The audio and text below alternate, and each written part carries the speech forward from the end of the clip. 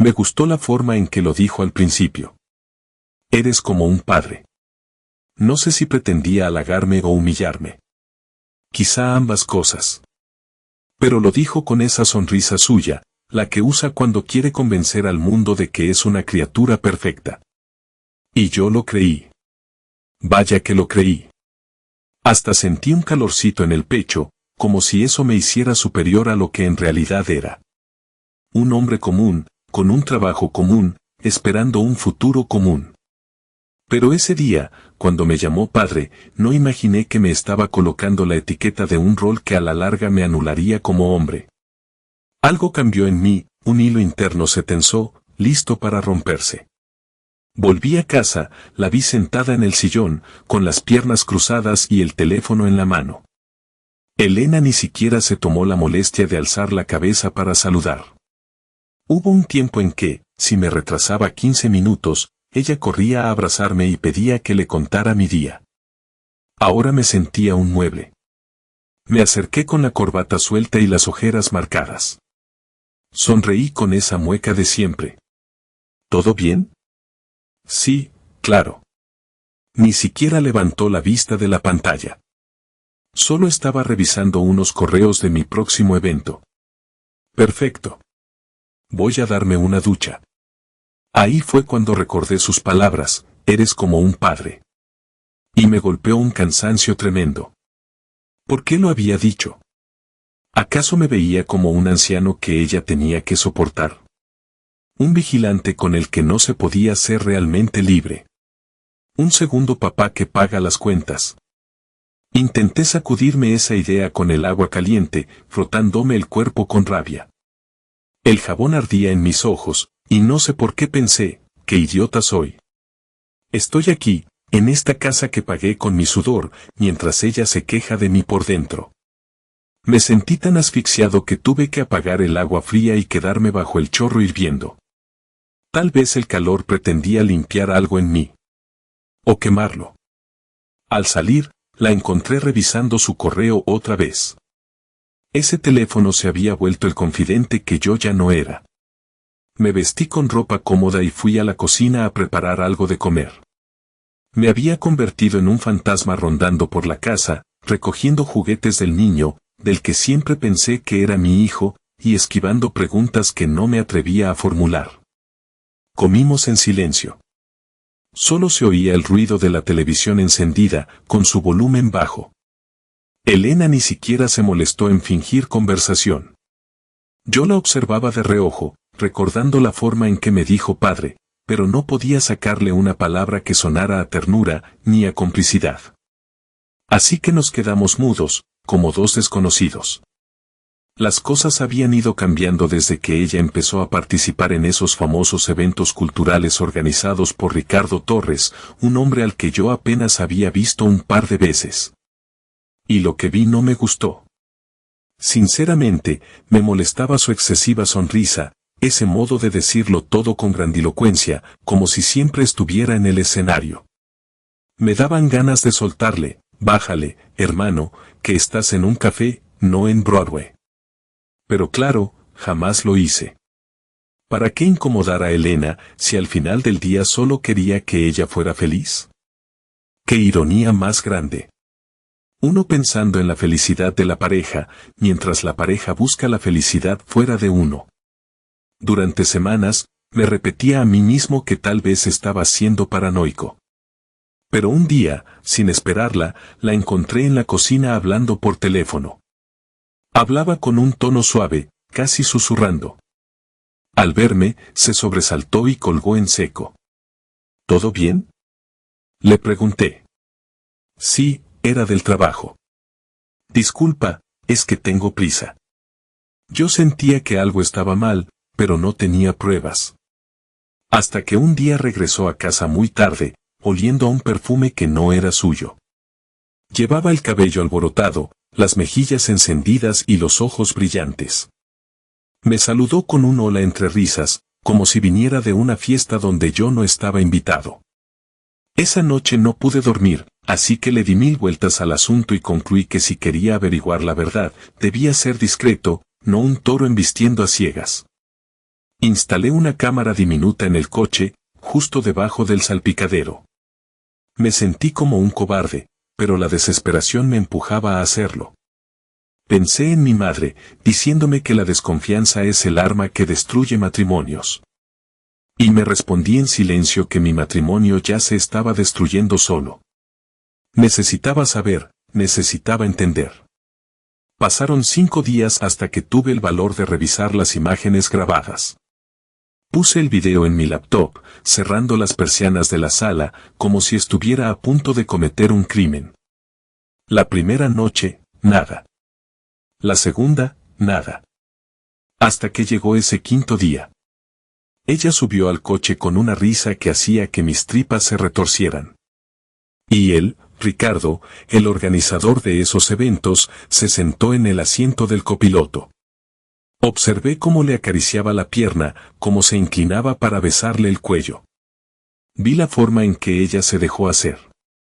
Ese segundo en que apartó la mirada de él para mirar por la ventana, me hubiese gustado creer que sentía culpa. Pero no. Eran sus ojos de placer, la misma expresión que una vez reservaba para mí. Y se la había regalado a otro. Detuve el video. Cerré la computadora y me recosté en el sillón. Sentía un agujero en el pecho. Nada de gritos, nada de rabia explosiva todavía. Solo un dolor que se deslizaba por mi garganta y que me provocaba ganas de vomitar. ¿Te estás volviendo loco, Manuel? Me pregunté en voz baja. ¿De verdad viste lo que viste? Lo había visto, claro que sí. Y cuando abrí de nuevo el archivo, me di cuenta de que había más. El hombre se giró, la besó directamente en los labios, y ella correspondió con una intensidad que no dejaba lugar a duda. No pude evitar un pensamiento estúpido, así que cuando llega a casa me da un beso frívolo, y a él le da la pasión. Reí.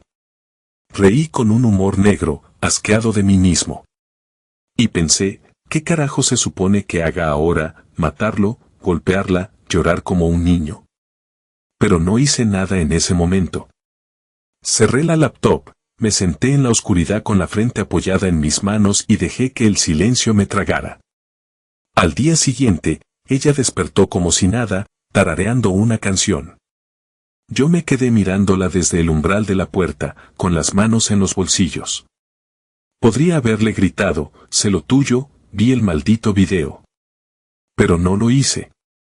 Parte de mí pensaba que era mejor trazar un plan antes de enfrentarla. Así que, fingiendo mi mejor cara de esposo sumiso, la besé en la mejilla y le dije: Nos vemos en la noche. Cuídate. La llamé por teléfono después de salir de casa, solo para comprobar su tono de voz. ¿Pasa algo?, preguntó ella, algo inquieta.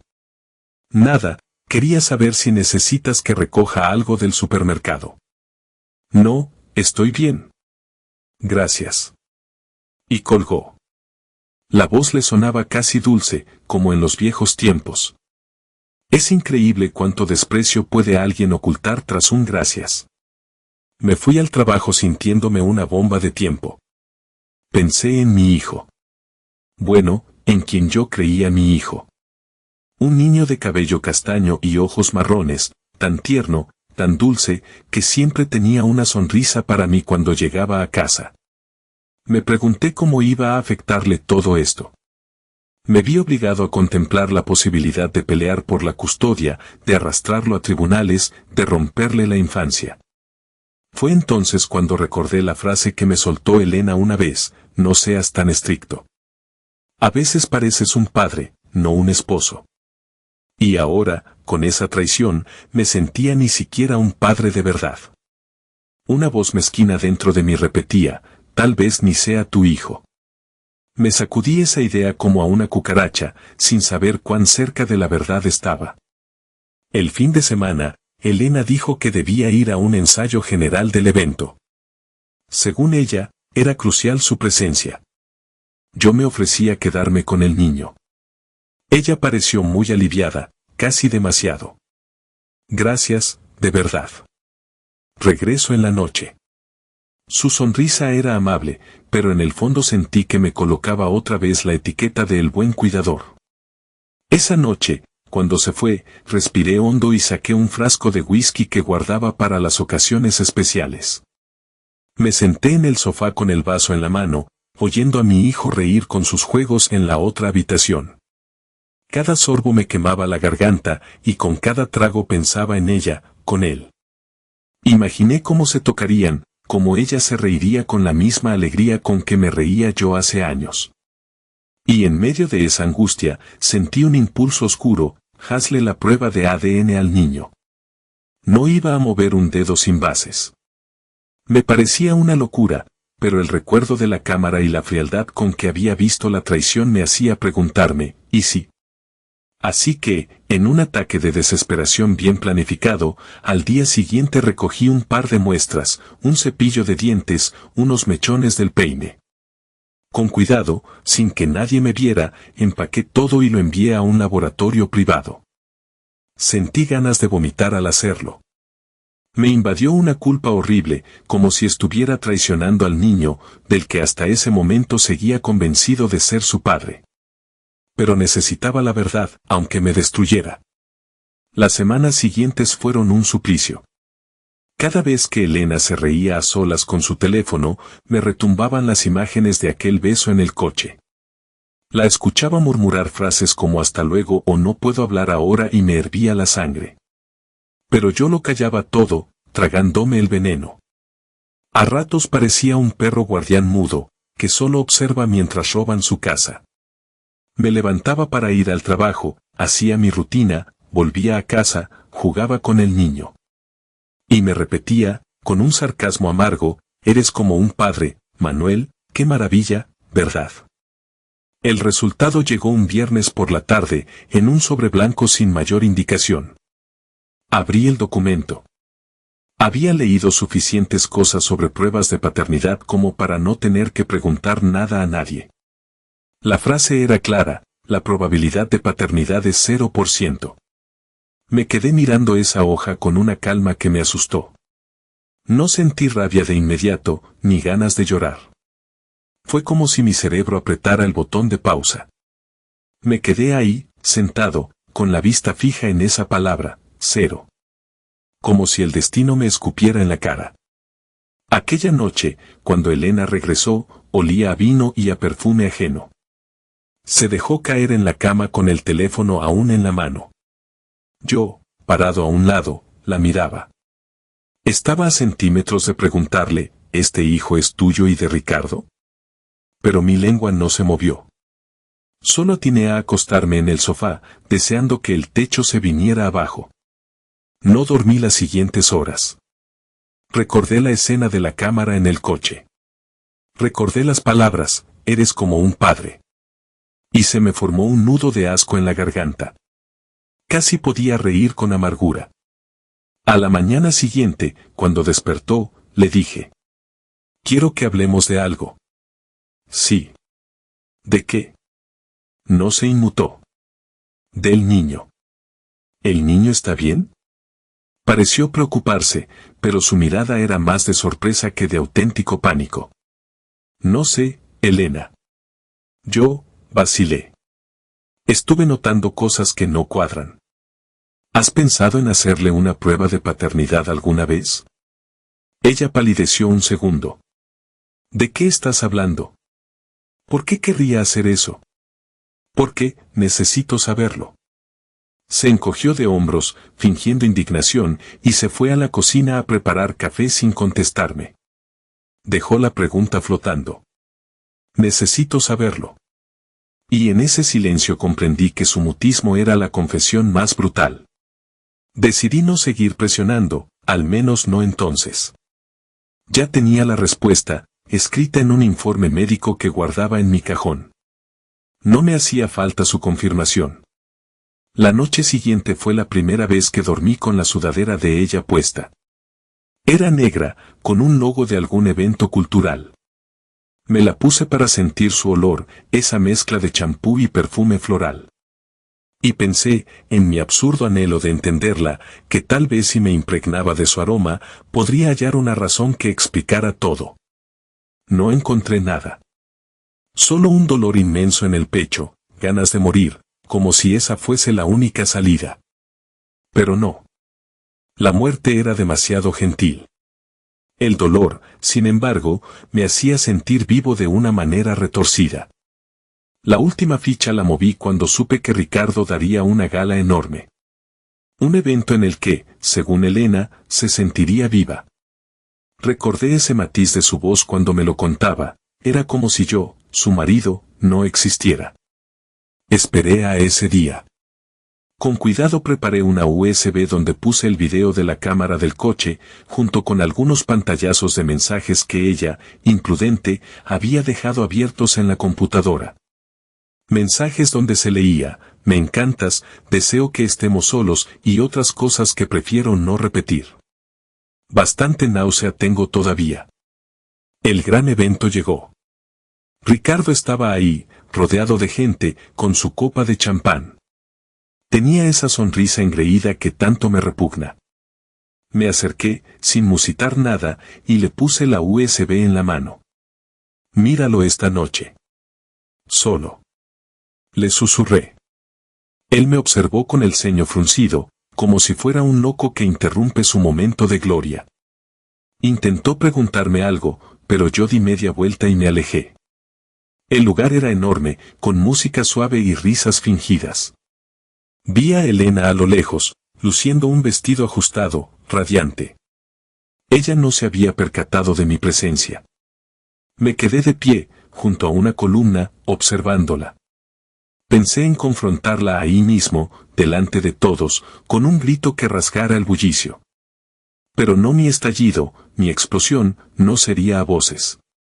Sería en silencio, como un veneno que destruye poco a poco. Así que me marché sin despedirme. Llegué a casa, me quité la corbata y respiré hondo. El niño dormía en su habitación.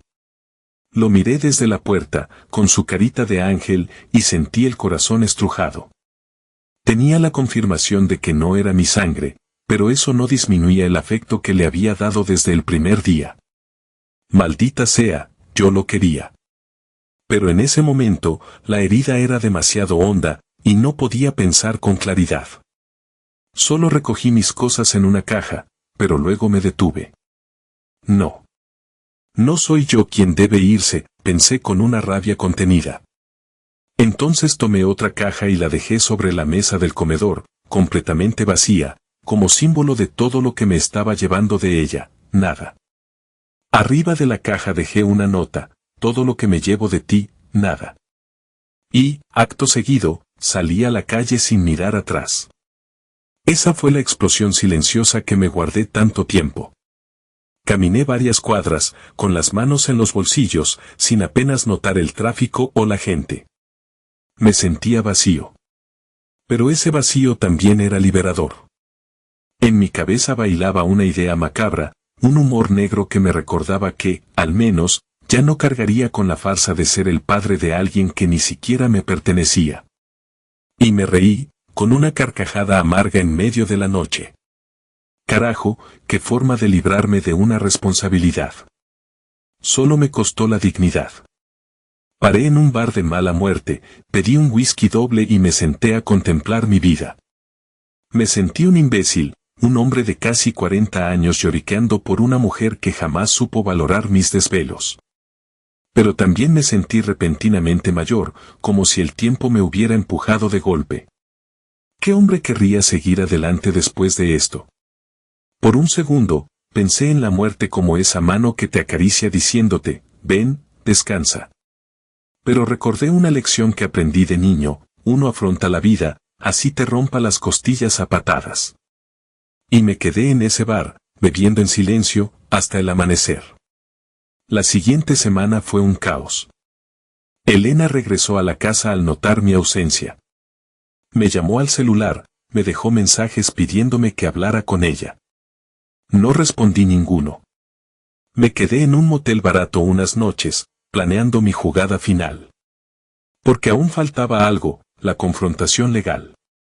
Sí, no solo me había sido infiel, sino que me había cargado con un hijo ajeno. Yo no iba a quedar como el tonto que paga por un error que ni siquiera era mío.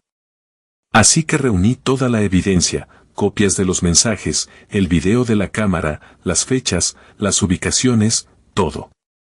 Consulté con un abogado que conocía de mi trabajo. Me dijo que tenía un caso sólido para al menos reclamar que el otro, Ricardo, reconociera responsabilidades. Pero mi prioridad era no perder la cabeza. Por fin me atreví a llamarla.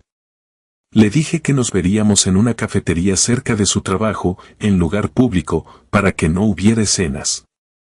Ella apareció ojerosa, con el cabello recogido, intentando dar una imagen de serenidad. Nos sentamos frente a frente. ¿Cómo llegamos a esto, Manuel? Me preguntó con un suspiro. No lo sé, Elena. Solo quiero, tomé aire, la verdad. Ella no hablaba, se mordía el labio inferior, desviando la mirada cada vez que la enfrentaba con mis ojos. Lo vi todo, en el video.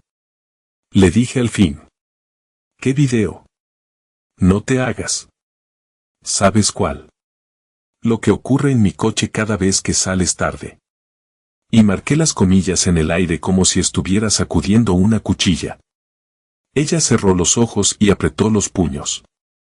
Fue un error, Manuel, pero... No me digas que fue solo una vez. Lo vi varias veces.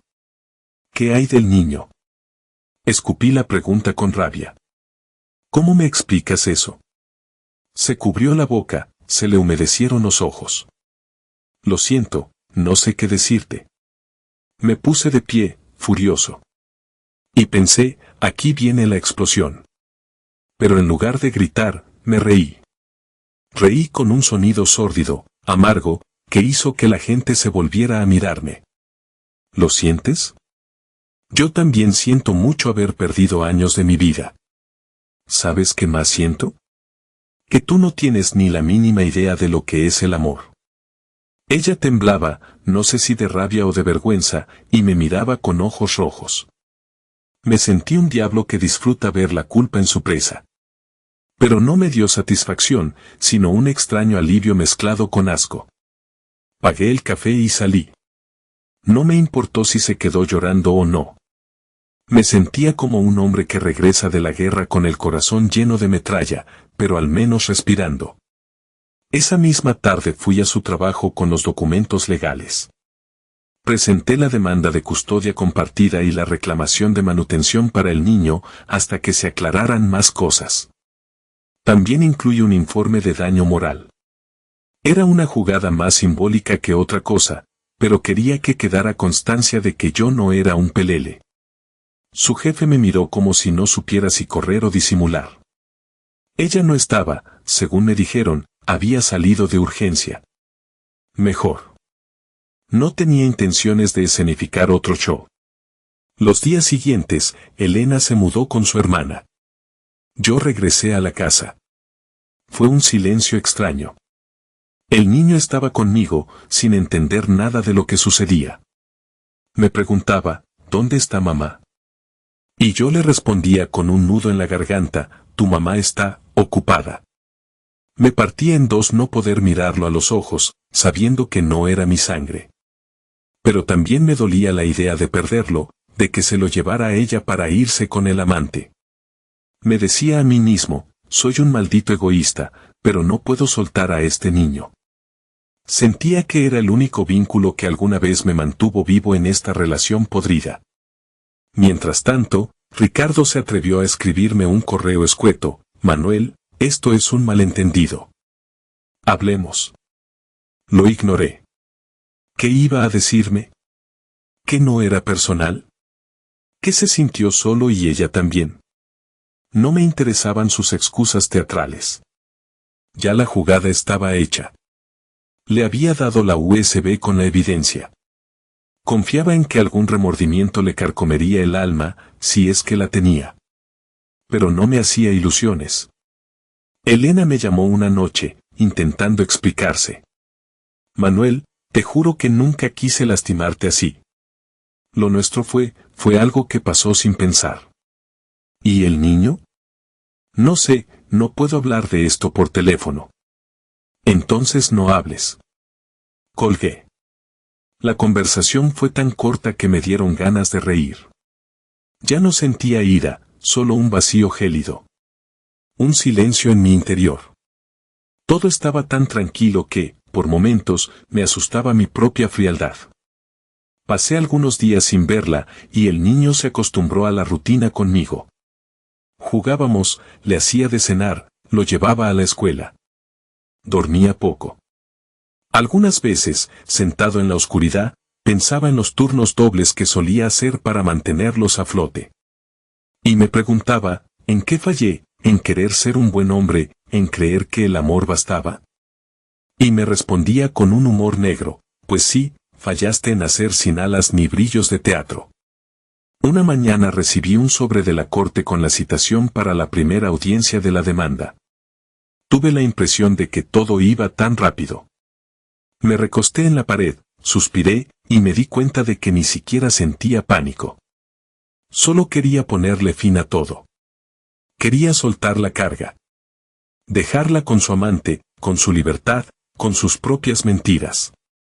El día de la audiencia, la vi entrar con un semblante apagado y un traje formal. Su mirada me buscó, intentando algún diálogo silencioso. Yo aparté los ojos. Era como si un abismo se hubiera abierto entre nosotros. Y en ese momento recordé de nuevo su voz repitiendo, «Eres como un padre». Me ardió la sangre. Pero me quedé callado. Tras los trámites legales, acordamos un régimen temporal. No hubo peleas en voz alta ni escenas dramáticas. Fue la venganza más sobria y devastadora, la indiferencia.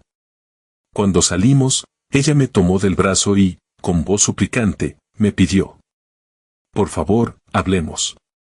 «¿De qué?», contesté, soltándome. «Ya no decido quién eres, Elena, ni tú decides quién soy». Terminó todo. Me di media vuelta y caminé. Ella se quedó ahí, inmóvil, mientras el viento agitaba su pelo. Por un instante, me dolió pensar que un día fue la mujer que amaba con locura. Ahora solo era una sombra, un recuerdo de lo que pude haber sido. El último clavo en el ataúd lo clavé cuando regresé a la casa y encontré sus fotos por todas partes. Fotos de la boda, de los viajes que hicimos, del nacimiento del niño. Aquel álbum lleno de esperanzas ridículas. Tomé todas esas imágenes y las metí en una caja. Excepto una, la que me mostró más claramente la verdad. Una foto en la que ella mira al bebé con ternura, y yo estoy en segundo plano, mirando por la ventana, ausente, como si nunca hubiera estado realmente ahí. Esa la dejé en la pared, a modo de recordatorio de que, en el fondo, jamás fuimos una familia real. Solo éramos dos seres jugando a ser felices. Me senté en el suelo de la sala, mirando la fotografía, y me sentí vacío. Pero también libre. Sostuve la caja con las otras fotos, me levanté y la metí en un armario, como enterrando un cadáver que no quería volver a ver. Quise llorar, pero no salieron lágrimas. Me repetí con un humor descarnado: «Venga, Manuel, llora un poco, que se supone que es la escena dramática». Pero mi cuerpo no obedeció. Al final, me quedé quieto, sintiéndome más solo que nunca, pero con una tranquilidad helada, distante, como si el alma hubiera salido de mí para sentarse en un rincón y reírse de la estupidez de la vida. Esa noche no dormí. Me di cuenta de que ya no podía matarme.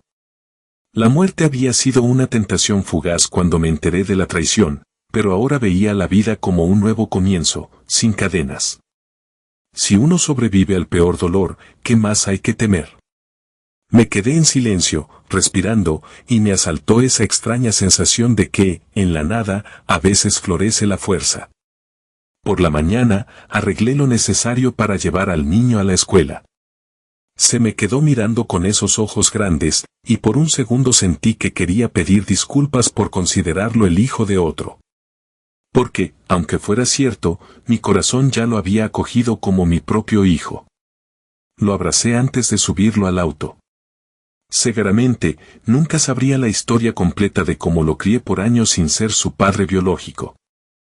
y tal vez estaba bien así. En el camino, me pregunté si algún día Ricardo se haría cargo, si ella lo haría feliz, si se casarían. Pensar en eso me generó una carcajada oscura. Con su pose de artista, ¿de verdad querrá cambiar pañales y levantarse en la madrugada por un niño con fiebre? Dudaba que tuviera la paciencia. Pero no era mi problema, ya no mi tiempo como padre forzado había terminado. Con una mano en el volante y la otra en mi frente, me repetí, "Revenge is not a reckoning, it's a liberation". En mi mejor español, me dije, la venganza no es un ajuste de cuentas, sino una liberación. Era justamente lo que sentía, al exponerlos, al destapar la verdad, me había liberado de una cadena pesada. Ninguna disculpa me devolvería los años perdidos, pero al menos ya no viviría en la mentira. Dejé al niño en la escuela, sonriéndole con ternura. Para él, yo seguiría siendo papá Manuel, aunque la ley dijera otra cosa. Supongo que el tiempo aclararía todo y, algún día, quizás habría que contarle la verdad. Pero no ahora. Ahora lo importante era salir adelante, rehacer mi vida, lamer mis heridas y aprender a caminar sin tropezar en el mismo pozo. Elena me llamó de nuevo esa noche, pero no contesté. Estaba en casa, sentado frente a un plato de arroz con frijoles que apenas probé. Pensé en la mirada de mis padres, en cómo se sentirían si les contaba. Seguro se indignarían, querrían protegerme, pero yo no quería compasión. Mi vieja dignidad de hombre no me dejaba mostrarme débil ante nadie, ni siquiera ante mi familia. Prefería quedarme en silencio, con mi amargura convertida en un sarcasmo fino. A ratos, me sorprendía diciendo, pues, al menos, qué suerte que ya no gastaré pañales. Y me reía de mi propia crueldad. Reír para no hundirme. Esa misma semana, me llegó otra notificación, Elena trataba de llegar a un acuerdo más favorable para ella, argumentando que necesitaba el hogar conyugal, que el niño se había criado allí, etc. Pero mi abogado me aseguró que yo podía exigir la casa, pues la compré con mis ahorros y no había matrimonio de bienes mancomunados. Reconozco que sentí una punzada de rabia, ¿de verdad quería quedarse con todo y dejarme a mí en la calle? Ya no solo me había engañado y manipulado, sino que pretendía arrebatarme lo que me costó años de esfuerzo. Con una sonrisa letal, firmé los papeles y le dije a mi abogado, pelea por cada ladrillo. Y me fui, sintiendo un extraño placer de saborear esa pequeña venganza. Una tarde, me crucé con Ricardo en un restaurante. No esperaba verlo, pero ahí estaba, con su porte de artista, una camisa cara y una copa de vino entre los dedos. Al verme, se puso rígido. Decidí saludarlo como si fuéramos amigos de toda la vida. Hola, Ricardo. ¿Cómo va todo? Mi voz sonó tan fría que podría haber congelado la copa. Manuel, ¿podemos hablar? Claro, tú dirás. No fue mi intención, tragó saliva. A veces las cosas pasan, y uno no planea enamorarse. Me eché a reír, en voz baja. La gente empezaba a mirarnos. Seguro. Se te cayó la ropa sin querer. Mira, no quise ofenderte ni faltarte el respeto. Vaya, pues lo lograste de todas formas. Di un sorbo a mi botella de agua. ¿No crees que es mejor que cada quien viva su vida? Él quiso decir algo más, pero me levanté y, sin un adiós, salí de ahí. Ni un puñetazo, ni un insulto directo. A veces el desprecio silencioso es la peor violencia. Las semanas se convirtieron en un mar de papeleo legal. El divorcio avanzaba, con un acuerdo provisorio sobre la custodia del niño. Y aunque yo no fuera su padre biológico, la juez determinó que podía tener cierto régimen de visitas, dada la relación que habíamos forjado. Fue una victoria agridulce. Me alegré de no abandonarlo por completo, pero el costo emocional era enorme. En las noches, me sentaba en el borde de mi cama, la misma donde un día creí compartir un hogar, y me preguntaba cómo había llegado a ese punto. Me acordaba de las primeras citas con Elena, de su risa franca cuando yo la sorprendía con flores. Y ahora estaba tan lejos todo eso, como un sueño que se evapora. Un día, mientras doblaba mi ropa limpia, encontré la sudadera negra de Elena, la que me puse aquella vez. La sostuve contra mi nariz, aspirando su olor ya difuminado. La arrojé a la basura. Ese gesto fue un ritual, deshacerme del fantasma que quedaba de ella en mi casa. Me sentí ligero. Como si con esa prenda arrojara también mi último rastro de dependencia. El mensaje final que recibí de ella fue breve: perdóname. Lo leí en la pantalla, cerré el teléfono y me quedé con la vista clavada en la pared. Supliqué a mi corazón que no flaqueara. Ya no había vuelta atrás. Algo se había roto para siempre. Ese era el fin.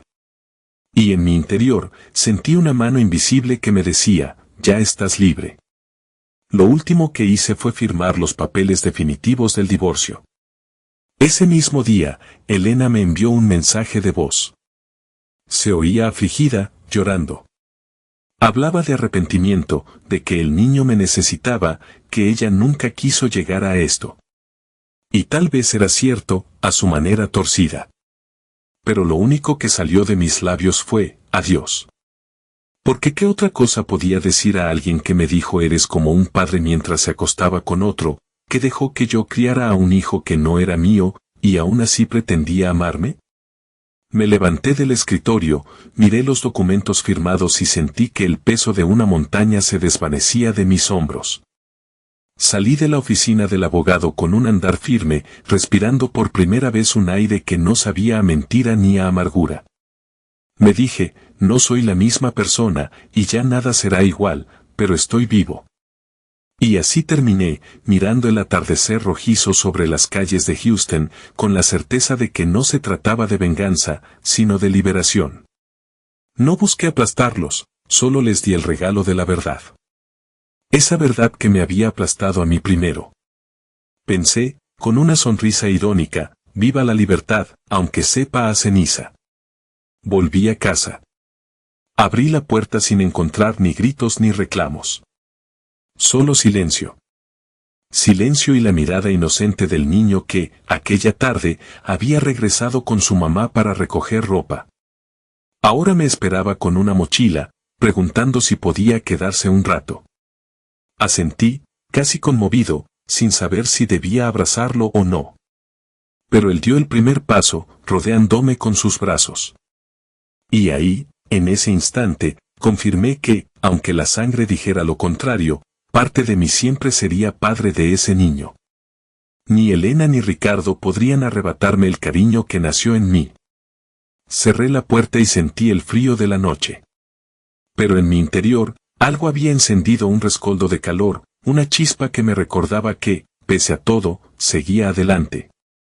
Me quité la chaqueta, me senté en el viejo sillón y sentí que, por fin, podía respirar, sin miedo, sin engaños. Y con esa respiración lenta, tranquila, supe que mi guerra había terminado. Estaba vacío. Y al mismo tiempo, era libre.